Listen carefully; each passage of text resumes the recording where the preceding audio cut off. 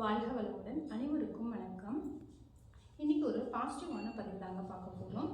பணம் பணம் பணம். இன்னைக்கு வந்துட்டு பணம் தான் எல்லாத்துடைய நல்லது கெட்டது எல்லாத்தையுமே, நல்ல மனிதர்கள் கெட்ட மனிதர்கள் இந்த மாதிரி எல்லாத்தையுமே நிர்ணயம் பண்ணுறது இந்த பணம் அப்படிங்கிற ஒரே ஒரு காகிதம் மட்டும் தாங்க. அப்படிப்பட்ட அந்த பணம் வந்துட்டு இல்லை அப்படின்னா நம்ம அதிகப்படியாக மன உளைச்சலுக்கு ஆளாகும். வீட்டுக்குள்ளே சண்டை சச்சரவுகள் அதிகமாக வரும். கடன்காரன் வந்துட்டு ஏச்சு பேச்சு எல்லாமே வாங்க வேண்டியது வரும். அப்படிப்பட்ட பணத்தை சம்பாதிக்கிறதுக்காகத்தான் காலையிலேருந்து நைட்டு வரைக்கும் நாயா பேயா அலைய வேண்டியதாக இருக்குது, உழைக்க வேண்டியது இருக்குது.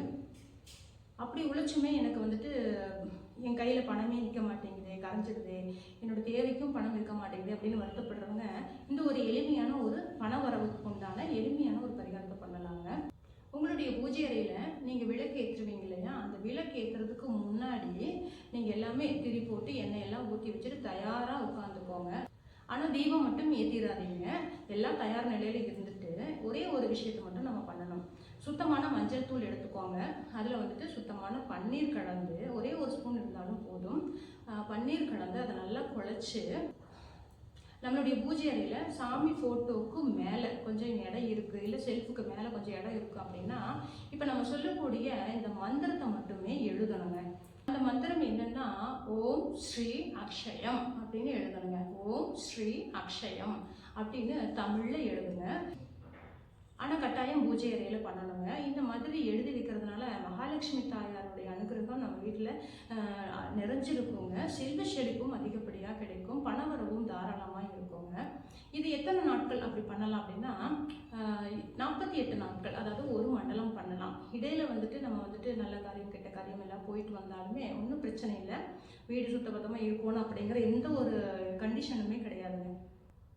நீங்கள் எப்போ வேணாலும் தொடங்கலாம், எந்த நேரம் வேணாலும் தொடங்கலாம். நீங்கள் காலையில் 6 மணிக்கு முன்னாடியே பண்ணுறது சிறப்புங்க.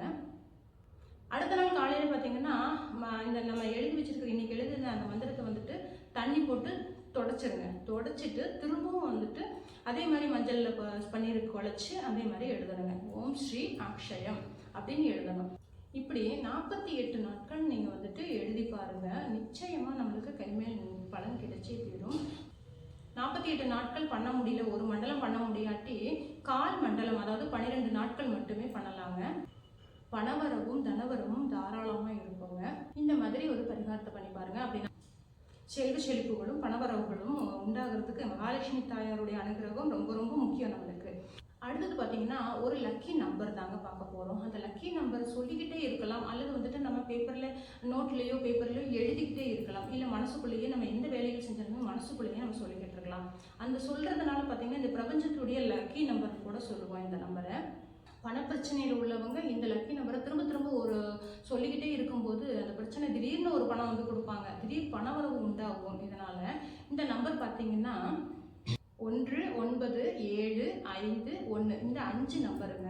இந்த 5 நம்பரை வந்துட்டு நீங்கள் தனித்தனியாக பிரிச்சுன்னா ஞாபகம் வராது.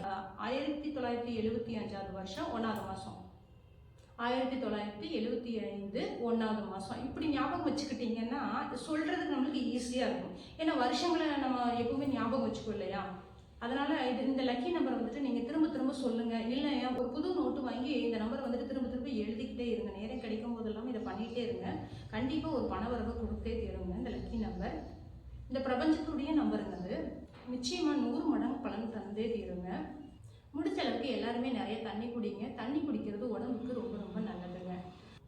அடுத்து ஒரு பாசிட்டிவான பதிவில் சந்திக்கலாம். நன்றி, வணக்கம்.